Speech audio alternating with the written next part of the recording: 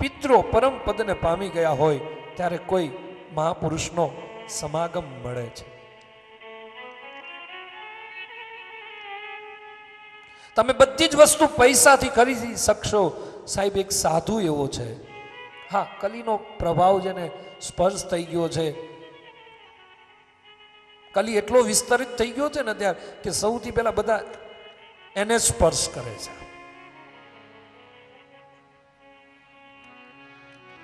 પણ તમે બધું ખરીદી શકો, સંતને ક્યારેય ખરીદી નહીં શકો. સંત કેવા? અને પાછા સંત કોને કહેવાય? કે જેનું જીવન સાદું, એનું નામ સાધુ. જેનું વાણી અને વર્તન સમ્યક, એનું નામ સાધુ. જેના નિષ્ઠામાં બેસવાથી મને તમને શાંતિની અનુભૂતિ થાય, એનું નામ સાધુ છે. જેને તમે ગુરુ પણ કહી શકો, જેને તમે સદગુરુ પણ કહી શકો, કે જેના સાનિધ્યમાં તમે જાઓ અને તમને આમ એમ લાગે કે આપણે કોઈ એવા સ્થાનમાં આવ્યા છીએ કે સાક્ષાત ઈશ્વરની આમ ઝાંખી થવા લાગે, મન પ્રસન્ન થઈ જાય, ચિત્ત પ્રફુલ્લિત થઈ જાય, એવું કોઈ સંત ચરણ. કલિકાલમાં થોડું કઠિન છે, અને હું તો ઘણી વાર કયા કરું કે કલિયુગમાં ગુરુ બનાવવામાં બહુ ઉતાવળ કરવી નહીં. ક્યાંક છેતરાઈ જવાય, ક્યાંક ભટકાઈ જવાય, ક્યાંય અથડાઈ જવાય, આમ થોડી રાહ જોવી, આમ ઉતાવળ ન કરવી. કારણ કે આપણે પામર માણસ છીએ, આપણે સહજ માણસ છીએ, એટલે આમ ગુરુ બનાવવામાં અને હું કયા કરું, કોઈના પગ પકડવામાં તો ઉતાવળ કરવી જ નહીં.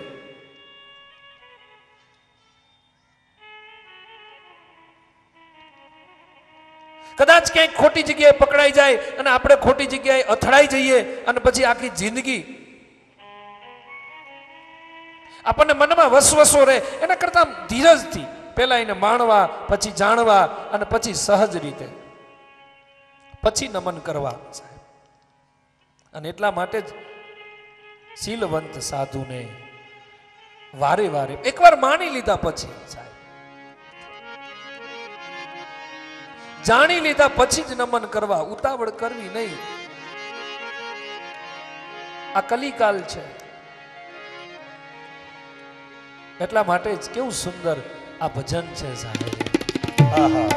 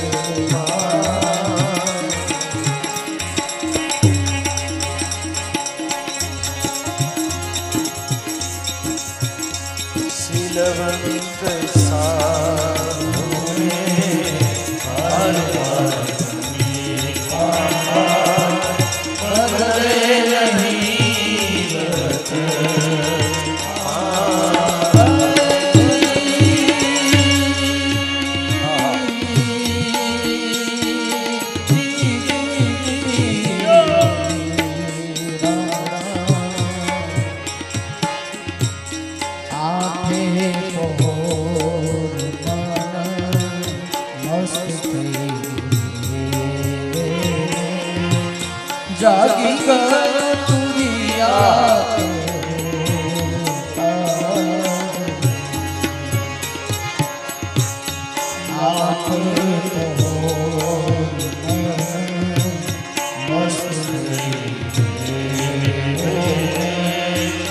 જાગી ગતુરિયા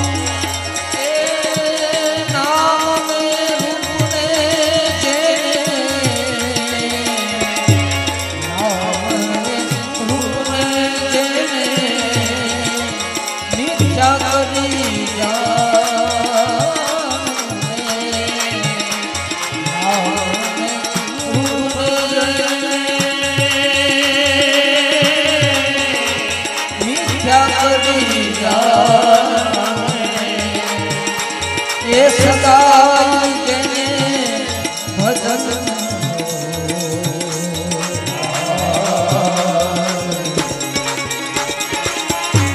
શિવવંત સાધુને વાર વાર નમીએ પાના બદલે નહીં ગત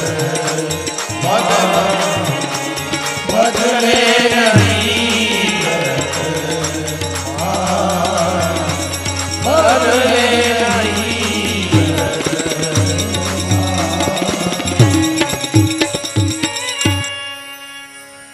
તો મનુષ્ય તત્વ મળવું બહુ કઠિન કલિકાલમાં. મનુષ્ય પછી મોક્ષ એ તો અતિ કઠિન. પણ આ બંને સરળ છે. મનુષ્યપણું ઈશ્વર કૃપાથી મળી જાય અને ઈશ્વર કૃપાથી મનુષ્યપણું મળે પછી જો મનુષ્ય પ્રયત્ન કરે તો એને મોક્ષ પણ મળે.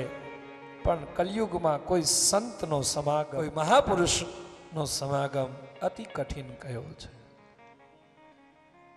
કોઈ સંત આપણા આંગણે સામે ચાલીને આવે ત્યારે સમજવાનું કે આપણી 71 પેઢી તરવાની હોય ત્યારે કોઈ સંત આપણા આંગણે પધારે,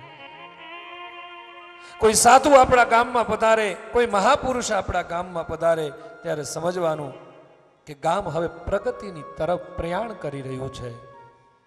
ત્યારે કોઈ સંતનું ગામમાં આગમન થાય છે. એટલે સંત સમાગમ એક કઠિનમાં કઠિન સમાગમ છે.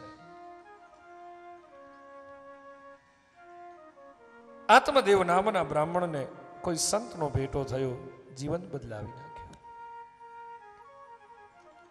મારા તમારા જીવનમાં કોઈ સંત આપણને મળી જાય ત્યારે સમજવાનું કે આપણું જીવન, આપણો પરિવાર હવે કોઈ સત્કર્મના માર્ગ તરફ પ્રયાણ કરવાની તૈયારીમાં છે. કઠિન છે સંત સમાગમ કલિકાલમાં. અને હિમાયજી પાનબાઈ અને ગંગા સતી જે સંતની વ્યાખ્યા આપે સાહેબ, એ સંત તો બહુ કઠિન છે. એમ નહીં કહું કે નથી, છે,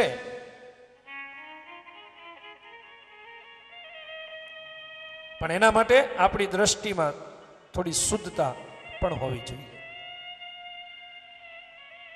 એટલે બહુ આમ પડ્યા પડી ન કરવી, બહુ દોડા દોડી ન કરવી, ગુરુ બનવામાં તો જરાય આમ પડાપડી ન કરવી.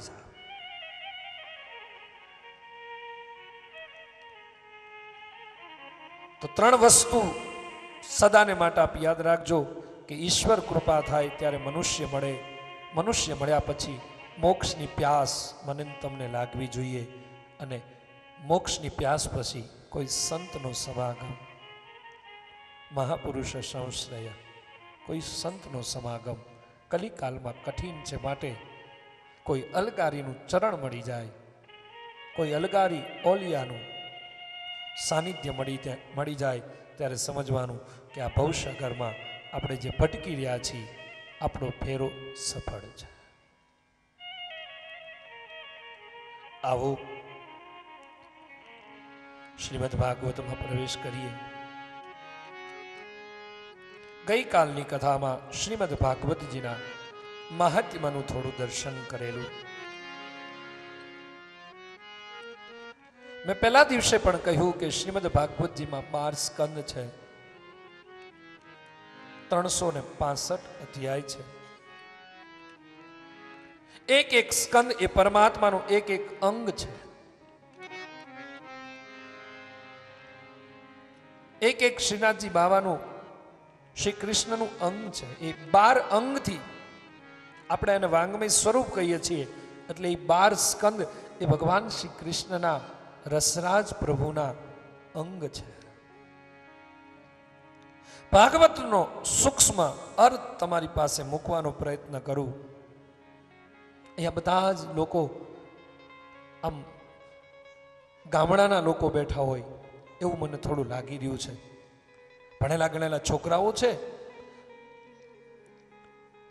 યુવાનો પણ છે, પણ છતાંય આપણે દેશી ભાષામાં ભાગવતજીનો સૂક્ષ્મ અર્થ સમજવો હોય ગામડાની શૈલીમાં, કે ભાગવત એટલે શું. વાંગમય સ્વરૂપ એ ભાગવત છે, એ તો બરાબર છે, પણ ભાગવતજીની અંદર 4 શબ્દો છે, ભાગવત.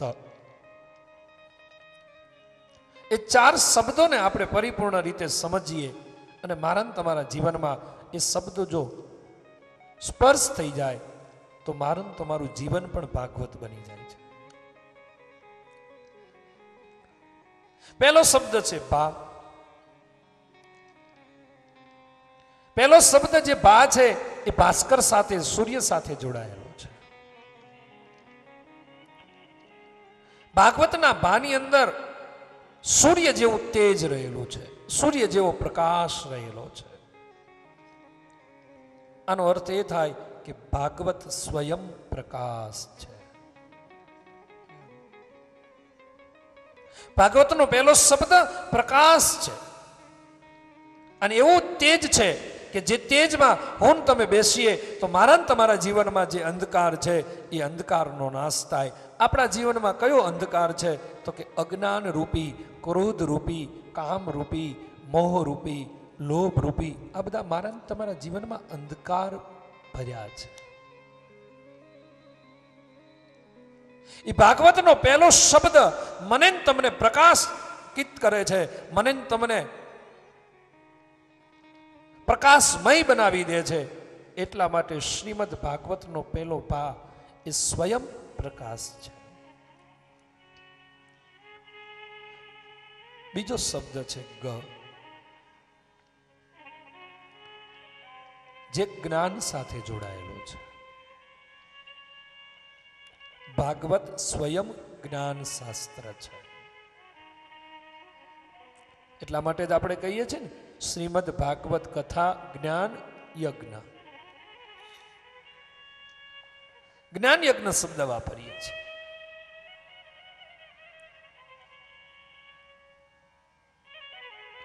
એ જ્ઞ છે એ જ્ઞાન સાથે શ્રીમદ ભાગવતનો બીજો ગ શબ્દ, એનો અર્થ થાય જ્ઞાન. મને તમને જે જ્ઞાન આપે છે, અથવા તો મારા તમારા જીવનમાં જે જ્ઞાન પૂરું પાડે છે એવું શાસ્ત્ર, એવું સ્વરૂપ, એટલે ભાગવત. ત્રીજો શબ્દ વ છે, ભાગવ. વકાર મને તમને વૈરાગ્ય પૂરું પાડે છે, વૈરાગ્યપણું શીખવે છે. હું ને તમે વૈરાગી એટલે સંસાર છોડીને ભાગવાની વાત નથી. સંસારમાં રહીને પણ સંસારના નિયમોમાં રહીને દરેકને ન્યાય આપીને સારી રીતે સુંદર રીતે જીવન જીવવાની શૈલી, એનું નામ વૈરાગ્ય છે. શ્રીમદ ભાગવત મને ને તમને વૈરાગ્ય શીખવે છે. ચોથો શબ્દ છે ત, ભાગવત. તકાર મને ને તમને ત્યાગ શીખવે છે. છોડ, બધું છોડ. સમયે સમય તું કમાવી લે, સમયે સમયે તું ભૌતિક સુવિધામાં ફરી લે અથવા તો તું ભોગવી લે, પણ સમય આવે ત્યારે તું એનો ત્યાગ કરી દે. ચારેય શબ્દોને ફરીને સમજીએ. ભાથી શરૂ થાય. ઈશ્વર મને તમને સંદેશ આપે છે કે તારું જીવન પ્રકાશ જેવું છે. બીજો શબ્દ ગ છે, એ મને તમને સંદેશ આપે છે કે તું જ્ઞાની બન, પ્રકાશમય બન. ત્રીજો શબ્દ એ કહે છે કે તું તારી જીવન યાત્રામાં વૈરાગી બન. પણ બધું જ ભોગવ્યા પછી છેલ્લી અવસ્થામાં તકાર મને તમને શીખવે છે કે સમય આવે ત્યારે તું બધું ત્યાગી દે જા. ત્યાગવાનું એટલે શું? ઈશ્વર એમ નથી કહેતા કે બધું જ છોડી દો, પણ છેલ્લી અવસ્થામાં તું ભજન તરફ વળ. તારી સંપત્તિ, તારી ભૌતિક સુવિધાઓ, તારી મિલકત, એ બધું તારા સંતાનોને તું અર્પણ કર અને તું માળા લઈ અને થોડુંક ભજન કીર્તન તરફ તું પ્રયાણ કર. આ ભાગવતનો સૂક્ષ્મ અર્થ છે. જ્ઞાનની વાતો આપણને બહુ પચશે નહીં, પણ આ ટૂંકો ને ટચ અર્થ કે જીવન પ્રકાશમય જ્ઞાન બનાવી અને તું વૈરાગ્યથી જીવન જી અને છેલ્લે તું એનો સંસારમાં તે જે ભોગવ્યું છે, તારી પાસે જે સંપત્તિ છે, એનો તું ત્યાગ કરી અને હરિ તરફ વળ.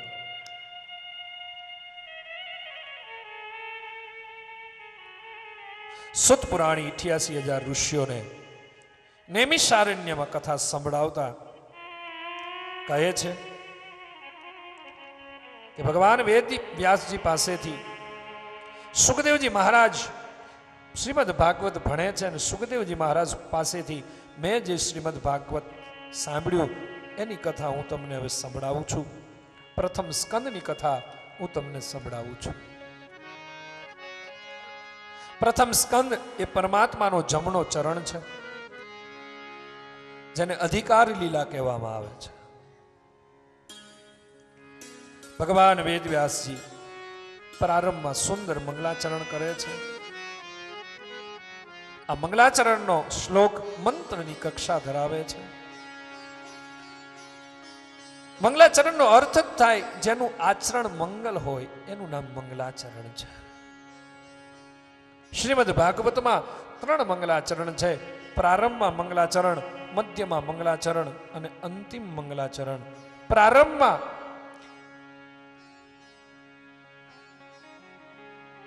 વેદ વ્યાસજી મંગલાચરણ કરે છે, મધ્યમાં સુખદેવજી મહારાજ મંગલાચરણ કરે અને અંતિમ સુત પુરાણી મંગલાચરણ કરે છે. આપણે પણ દિવસમાં 3 વાર મંગલાચરણ કરવું જોઈએ. સવારમાં ઉઠીએ ત્યારે આમ હાથને જોઈ કરો છો ને તમે બધા. પાંડુરંગ દાદાએ બહુ આપણને સુંદર ત્રિકાળ સંધ્યા આપી હતી સાહેબ. પાંડુરંગ દાદાએ મને તો એના એ ત્રિકાળ સંધ્યા અને એની આરતી તો મને બહુ જ ગમે સાહેબ. એના એવા શબ્દો મને તમને હૃદયમાં સ્પર્શ થઈ જાય. આ મહાપુરુષે આપણને ત્રિકાળ સંધ્યા આપી હતી કે સવારમાં ઉઠો ત્યારે આમ હાથ જોઈ અને કરાગ્રે વસતે લક્ષ્મી, કર મૂલે સરસ્વતી, કર મધ્યે તુ ગોવિંદમ, પ્રભાતે કર દર્શનમ. જમીનને ભૂમિને પ્રણામ કરવાની, પછી સ્નાન કરવા જાઓ, એ બધી પ્રાત સંધ્યા છે. એ પ્રાત મંગલાચરણ છે. બપોરે ભોજન પ્રસાદ લેવા બેસો ત્યારે અહમ વૈશ્વા નરો ભૂત્વા પ્રાણી નાંદે હમર્ષિતા પ્રાણા પ્રાણ સમાયુક્ત એમ કરીને પછી ત્યાં ઠાકોરજીને એ દ્વિતીય મંગલાચરણ છે. અને રાત્રિએ સૂતી વખતે એક મંગલાચરણ, જે તમે ઈષ્ટદેવને માનતા હોય જેને અંબાને માનતા હોય, ઉમાને માનતા હોય, શ્રીરામને માનતા હોય, કૃષ્ણને માનતા હોય કે પછી હનુમાનને માનતા હોય, જેને માનતા હોય એનું સ્મરણ કરતા કરતા એ ત્રીજું મંગલાચરણ છે. શ્રીમદ ભાગવતમાં 3 મંગલાચરણ, એમ મારા તમારા જીવનમાં પણ 3 મંગલાચરણ છે. આપણી 3 અવસ્થા છે, બાલ્ય અવસ્થા, યુવા અવસ્થા અને વૃદ્ધાવસ્થા. આ પણ એક મંગલાચરણ છે. સવારે પ્રાતકાલમાં ઉઠવું અને મંગલાચરણ કરવું એ બાલ્યાવસ્થાનું મંગલાચરણ છે. બપોરે ભોજન પ્રસાદ લેતા લેતા શ્લોકોનું ગાન કરવું. શ્લોકો ના આવડે તો આપણે જે બોલતા હોય ભાવ પ્રધાન, છેલ્લે કાંઈ ના આવડે ને તો એટલું કહેજો કે હે ઠાકોરજી, હે મારા ઈષ્ટદેવ ગદાવાળા દાદા, તમે જમી લો. આટલું બોલશો ને તો ઠાકોરજી સ્વીકારી લેશે.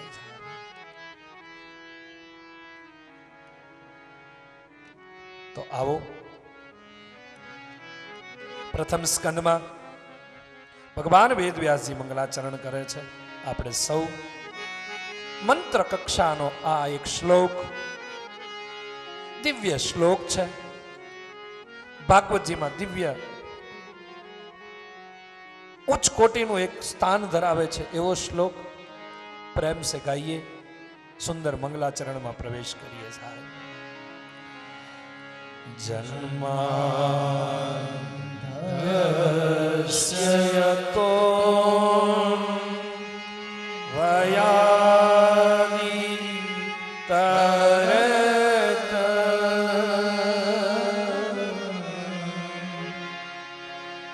સ્વાર્થે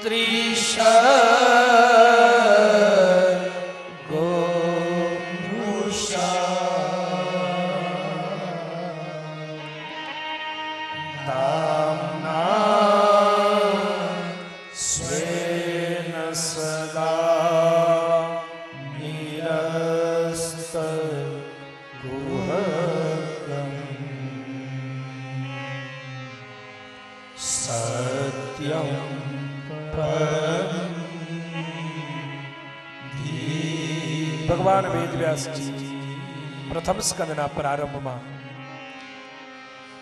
એક સત્ય સ્વરૂપ બ્રહ્મનું એક નિરૂપણ કરતા કરતા બ્રહ્મનું ધ્યાન કરે છે, નમન કરે છે. જેના દ્વારા જગતની ઉત્પત્તિ છે, જેના દ્વારા જગત ટકી રહ્યું છે અને જેના દ્વારા જ જગતનો લય થાય છે, એવા હે સત્ય સ્વરૂપ અમે ધ્યાન કરીએ છીએ. ધ્યાનની વાત છે. અમે તમારું ધ્યાન કરીએ છીએ. બ્રહ્મસૂત્રના દ્વિતીય સૂત્રથી ભાગવતજીનો પ્રારંભ થાય છે. મયુર જન્માદ્યસ્ય યત, અને બ્રહ્મસૂત્રનું પ્રથમ સૂત્ર કયું છે? યથા તો બ્રહ્મ જિજ્ઞાસા. બ્રહ્મને જાણવાની વાત ભગવાન વેદવ્યાસજીએ કરી છે. એમ નથી કીધું કે હું પ્રણામ કરું છું, એમ પણ ન કહ્યું કૃષ્ણ